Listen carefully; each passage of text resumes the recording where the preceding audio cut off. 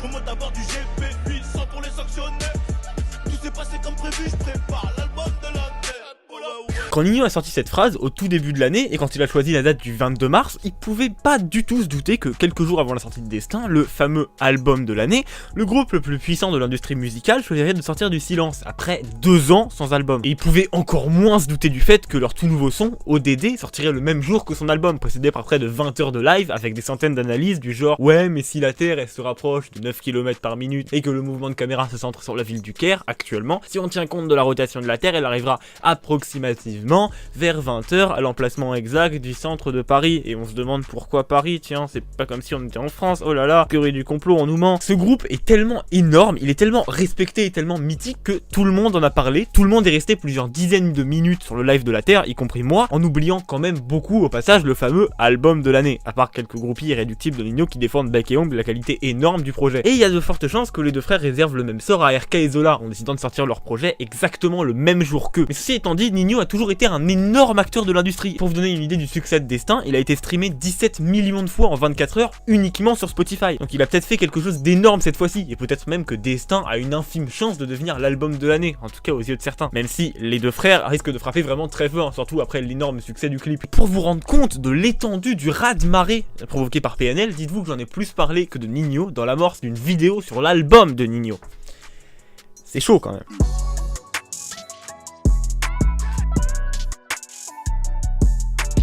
La force de cet album est, selon moi, l'ambiance, la vibe qu'il apporte et le mood qu'il véhicule, qui est très fort et qui m'a beaucoup fait penser à des projets comme Lithopédion par exemple, avec une musicalité très poussée, là où, comme prévu, son précédent album était bien plus axé sur le kick bien sale ou quelques hits, ce qui crée au projet un univers très musical et assez novateur dans sa carrière, qui prend tout son sens quand on se plonge réellement dedans. Par exemple, dans beaucoup de sons, comme par exemple L'Ancien ou même Goutte d'eau, on entend beaucoup de musicalité presque un peu magique, avec des prods et des sonorités assez douces.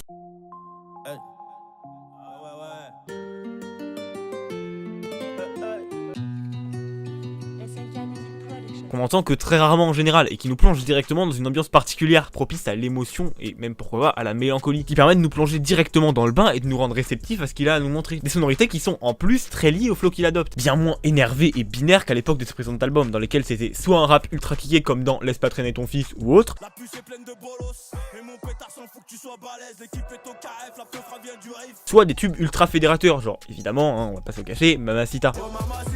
Oh mamacita, est-ce que tu me supportes un râteau dans la vida parce que je suis un traficante de la caille. Alors que là, on est bien moins sur cette dualité et bien plus dans un truc chanté et de temps en temps un peu plus vénère, voire même comme avant dans un ou deux sons. Maintenant c'est nous ici, et y a pas d'arrangement. Tu connais nos récits, on était trop rêveurs. Une équipe, un PH, hey, y a tout qui passe, on va se régaler. Et ça permet de créer une autre facette de Ninho, quelque chose de très bénéfique et imposant pour sa carrière, parce que d'être un petit peu diversifié, c'est quand même très positif dans le milieu de la musique actuellement. Mais le truc qui m'a le plus impressionné, c'est le dernier son de l'album, Outro. Je vais pas vous mettre d'extrait parce que je trouve qu'il doit être écouté après tout le projet, dès la première écoute, mais aussi et surtout parce que je préfère pas l'écouter une deuxième fois. C'est peut-être et très probablement un truc purement personnel qui ne parlera à personne d'autre que moi, mais j'ai réellement été touché par ce son, bien plus que n'importe quel son auparavant, et j'aurais vraiment beaucoup de mal à vous expliquer pourquoi. Mais ce son, je sais pas ce qui s'est passé, mais il s'est insinué dans mon cerveau. Le refrain était absolument incroyable et intense, et j'ai réellement été ému par ce son. Et j'ai jamais vécu quelque chose d'aussi intense et d'aussi puissant et incroyable dans une musique. Et rien que pour ça, je trouve vraiment que cet album est le meilleur de Ninho. Sans aucun doute, vraiment. Je peux vous dire que pour faire cette vidéo, j'ai tout écouté plein de fois, mais ça, c'est quelque chose qui ne change pas. Une conclusion très forte qui magnifie, je trouve, l'ambiance déjà vraiment particulièrement maîtrisée dans tout son projet. Extrêmement belle. À un détail. La seule chose que j'ai trouvé à dire de ce projet, que vous vous en doutez, hein, j'ai beaucoup aimé, enfin de toute façon je l'ai dit, c'est le son Jamais qui est en feat avec Dadju. Jamais sans les gosses qu'on va faire avec toi, je suis déterminé. Je t'aime et c'est tout, mais je cours après les sous. C'est un son qui est pas fondamentalement mauvais, hein, il est pas réellement dérangeant, même si c'est pas du tout ma cam, c'est un son qui est plutôt bon dans son domaine, hein, pas se le cacher. Mais le problème que je lui trouve, c'est qu'il est complètement différent du projet, et surtout du moment du projet où il arrive. Il arrive après 4 sons entre chant et rap kické, avec notamment un feat avec Niska clairement flamboyant. On est revenu tirer sur ces fils de putain. Et chez qui blisse, de pas pouvoir m'en tirer, faut que je m'éloigne de tout ça. Attends, stop, laisse-moi le relais, je vais leur expliquer c'est comment le délire. Vous allez me dire que je chipote, que je suis en train de critiquer la tracklist d'un album et de sa composition, mais je trouve réellement dommage que ce morceau sorte de l'ambiance. Le problème c'est que sur le papier, c'était complètement cohérent. Après tout c'est un son de Dadju, il a un flow beaucoup plus chantant depuis quelques sons, donc a priori ça peut être intéressant, surtout qu'après on peut embrayer sur le feat avec Jul, qui lui aussi est extrêmement chanté, voilà, ça y avait un truc à faire. Mais je sais pas, là il s'insère pas bien, le son était peut-être un peu trop chanté, et le décalage entre les deux autres morceaux était réellement impressionnant, ce qui crée un énorme décalage et qui, je trouve, sort réellement de l'album, et c'est vraiment dommage, parce que le premier morceau derrière, je viens de le dire, celui qui souffre de ce positionnement, c'est Jusqu'à minuit, et c'est probablement l'un des meilleurs sons de la carrière de Jul, qui, même si j'apprécie pas du tout ses sons, est vraiment incroyable. Il est vraiment très très lourd ce son. Je tournais en ville avec un 2 roues, j'avais un pétard et il me restait que 2 rouges. Quartier sud, quartier nord, c'est la déroute. Ce qui trahissent la Honda, il me dégoûte. Il sauve un peu la suite du projet en nous permettant de nous replonger un minimum dans l'ambiance, surtout que le son d'après est Putana. C'est bizarre mais quand je suis beau, je crois que je t'aime encore plus. On connaît toutes les formules pour entrer dans le mot thème. Je te demande juste de m'aimer. Un cœur de pirate, moi personne qui peut nous freiner. On ira jusqu'à là-bas et si un jour j'ai le trésor, je le mettrai à ton cou. Qu'on peut, là aussi, pas de chance, bien plus apprécier quand on est réellement dedans depuis beaucoup de temps et qui du coup souffre aussi un peu de ce choix, qui, je le rappelle quand même, est arrivé 6 minutes avant le choix. Donc a priori, ça devrait pas poser trop de problèmes à ce niveau-là, mais je sais pas, j'ai été un peu sorti et il a fallu attendre vraiment le son encore après Putana pour être à fond dedans une nouvelle fois. Et je trouve ça vraiment dommage. Cette insertion, je la trouve un peu bizarre, parce qu'il a quand même réussi à insérer Paris c'est magique, qui est un peu old school dans une lignée de son assez nouveau, et je pense que vous l'avez déjà entendu pour vous rendre compte à quel point il peut y avoir un décalage. J'ai beaucoup trop de choses à vous dire. Je suis le genre de mec qui s'attend au pire. On préfère être surpris que déçu. T'inquiète, j'ai coffré les sous. Mais surtout, il a réussi à insérer le feat avec Kobalade, la vivance, qui lui pour le coup est vraiment ultra kické, qui n'a carrément aucun rapport avec le reste. C'est ça, tu nous payes ou t'es mort. Aucun de ces filles de pute va nous raquer. Bah là, bizarrement, ça passait beaucoup mieux. Pourtant, il était entre Tokarev Je suis venu faire le blé, ramener la drogue en gros. J'ai qui veut nous ressembler. et Big Pac. Le gros, tu sais que j'ai les clés. On passera plus par la fenêtre. Le gros, tu sais que j'ai les clés. On passera plus par la fenêtre. Tu sais que je te vois. Regarde mon assiette, gros fils de catin. Ça m'a pas du tout choqué, ça m'a pas du tout sorti de l'ambiance du projet. Donc franchement, je trouve que c'est très dommage de se rendre compte qu'un son R&B a sorti de l'ambiance de Ninho qui était quand même pas forcément hyper éloignée de Dadju. En tout cas, elle était plus éloignée de Kobalade que de Dadju, ça c'est clair.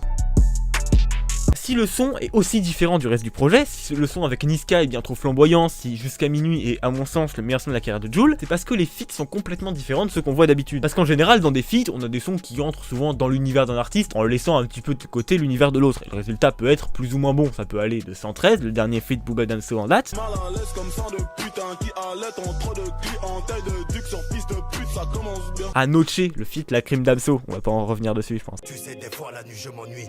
Je pars avec une russe à la montagne. La nuit je parle dans mes rêves, la nuit je plane entre ses lèvres. Alors que les feats de ce projet, ils sont un peu dans une sorte d'entre-deux, à mi-chemin entre les deux artistes souvent radicalement différents, ce qui crée une ambiance et un univers vraiment intéressant dans le son en soi, et qui rajoute quelque chose à l'album sans casser la cohérence du projet, sauf évidemment pour Jamais dont je viens de parler. C'est comme ça avec tous les feats du projet à peu près, mais on va commencer par le plus intéressant, à savoir la vivance. J'arrêtais quand j'aurais 20 lourds de côté. Pour l'instant, je leur fais la guerre, je leur fais l'amour. Dans ce morceau, le flow de Koba est totalement inédit, on a une tonalité de voix qui n'est absolument pas mise en avant comme elle l'était dans son album. Quand j'étais plutôt violent, en aucun cas je me laissais faire. Dans la vie, la mère que ça vend pas de vie, mais aucun mensonge, aucune légende, aucun mythe. Tout en étant quand même présente, c'est Koba quand même, faut pas déconner, qui ressemble d'ailleurs beaucoup à celle de Chanson 122, sur laquelle beaucoup s'accordaient pour dire que c'était la meilleure tonalité de voix de Kobalade possible, puisqu'il arrivait enfin à maîtriser le truc. En tout cas, c'était l'avis qui était ressorti en général. Elle veut que je l'attrape par les vœux, ce que je veux c'est j'écrase dans sa bouche, c'est le shit qui nous a rendu moches et faux payeurs qui nous rendent fous. Avec en plus de ça, un flow bien plus rapide et fluide que ce qu'il fait d'habitude, qui fait un petit peu corps avec la partie de Ninho, qui lui est retourné un peu dans ses sons old school, en kickant de manière bien énervée. Une équipe,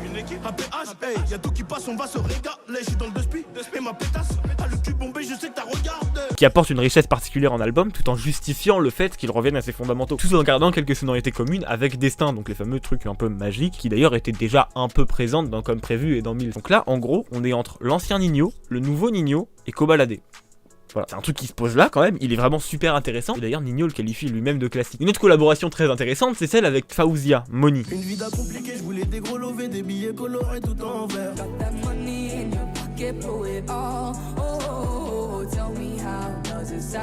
Un son qui, comme toutes les collaborations rappeurs-chanteurs, permet d'ajouter une corde très très solide à l'arc des deux, parce que pour Fawzia, elle a quand même réussi à faire un son dans un univers complètement différent, en ayant la possibilité de pousser encore plus sa voix qu'elle ne le fait dans ses hits plus généraux et bankable.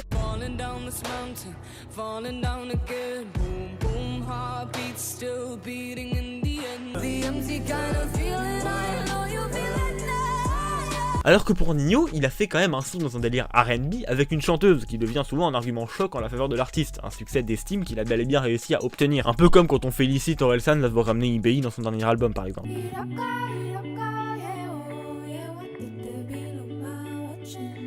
Ce qui fait de ce son, toujours selon Ninho, le meilleur du projet. La différence et l'innovation est clairement au cœur de l'album, plus que tout ce qu'il a pu faire auparavant. Et on sent vraiment dans ce projet une envie de prendre des risques. C'est un peu bizarre de dire comme ça, mais c'est vrai. Dans son précédent album, dont je parle depuis 1 an et demi, comme prévu, il y avait un gros hit, le fameux Mamacita. Beaucoup de couplets bien énervés, comme Chino par exemple.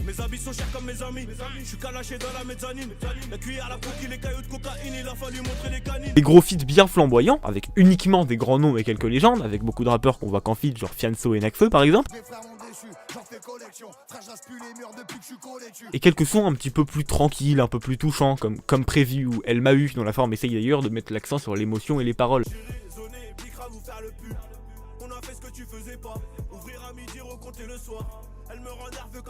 On avait à ce moment-là un album designé pour avoir un Ninho comme tout le monde l'avait déjà validé, après l'énorme succès de Maintenant Ils Le Savent, avec un hit qui pourrait potentiellement passer en radio et des feats pouvant servir à confirmer son buzz avec d'autres artistes, et aussi parce qu'il graille tous ceux avec qui il pose. Donc ça peut aussi confirmer le fait que le mec est quand même assez fort, parce que bon, on va se le dire tout de suite, hein, plier Nekfeu, faut quand même le faire.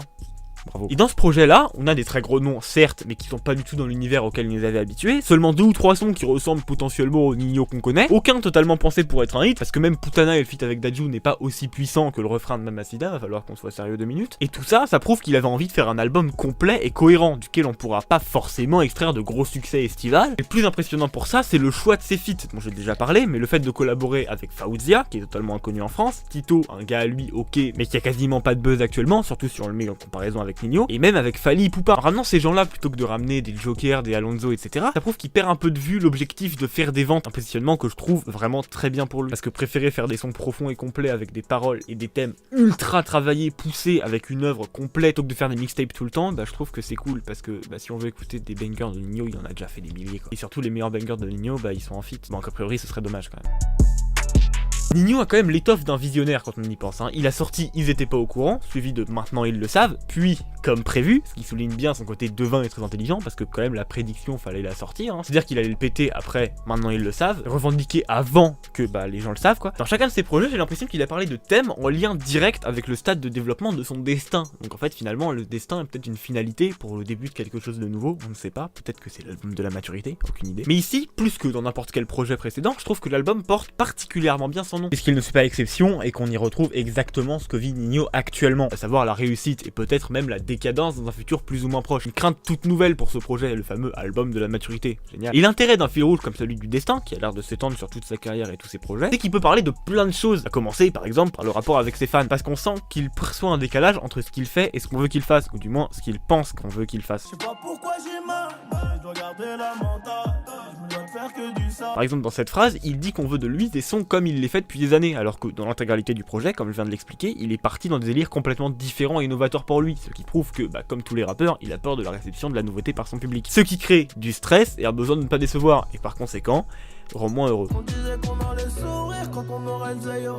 Maintenant qu'on a le zéyo, on sourit de moins en moins. C'est moi qui ramène la farine et belle manger mon pain. Mais c'est pas comme ça l'ancien. Cette simple phrase pose des questions très profondes et complexes sur la vie en général et nos objectifs. Parce que est-ce que le succès qu'on convoite, les heures de travail pour y accéder, ce serait pas finalement une nouvelle prison? Peut-être avec l'eau courante, peut-être avec une télé, mais quand même une prison. Et que la liberté financière et la fameuse indépendance dont on rêve tous ne serait pas finalement une prison créée par les différentes industries. Un peu comme si on était pris en otage par notre public. Maintenant on a un public, on peut plus le décevoir, on est obligé de sortir des trucs, sinon bah, c'est un peu du gâchis quoi. Parce que quand on voit à quel point les rappeurs qui s'absentent ne serait-ce que 2 ans se font tailler, genre Gradure par exemple, peut quand même avoir peur de pas tenir le rythme et abandonner notre sacro-sainte cadence de production. Parce que si on respecte pas les codes, qu'on veut pas créer juste comme on le sent, on est destiné à chuter petit à petit, à moins d'être réellement énorme, à la manière de PNL par exemple, qui eux bah, sont tellement destinés à rapper grâce à leur public solide et leur succès d'estime énorme. C'est pas forcément le thème le plus développé de l'album, il a beaucoup plus parlé de sa situation l'année dernière en évoquant tous ses problèmes, du mistonnage par exemple, mais je pense qu'aborder une autre facette de cet album, qui est très peu traité, peut être plus intéressant, histoire d'éviter que